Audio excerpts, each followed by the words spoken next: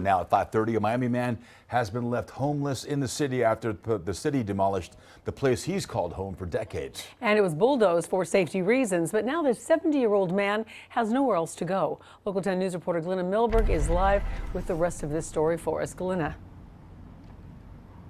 You know, we took this right to the top today, Christy, Louie, because there is such outrage over this demolition. It turns out this man was living in his family home like a homeless person because of the shape that it was in. And I want to show you, the city of Miami actually sent a year's worth of these notices about the unsafe structure and the process it was going through right on the front door. No one ever answered, and so this was a last resort. Look closely, you can see his albums, his flag, among the rubble of his family mementos. I thought I had 2 days to get stuff out.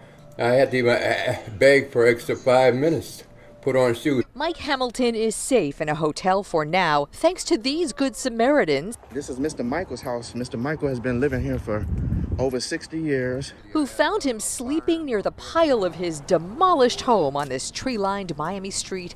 And they made it public, what no one had done in more than a year of city code violations. We never came across the evidence of anyone actually living in this particular property. Had that been actually the case, you know, today's outcome would have been completely different. The city wrecking team arrived last week, the final act of the year-long process that started with neighbors' complaints in 2019 about this derelict property.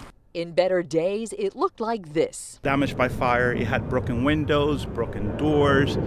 The roof was literally almost about to collapse. There have been inspections and certified letters and warnings, city hearings and decisions, all noticed to the listed property owner, Hamilton's cousin, in Gainesville, but with never an answer, even to this day. Hamilton was living with no water, no power. Now he's on the city's radar and in its care. We can place him in hotel space for roughly about 14 days. We'll be looking at means to sort of help him permanently.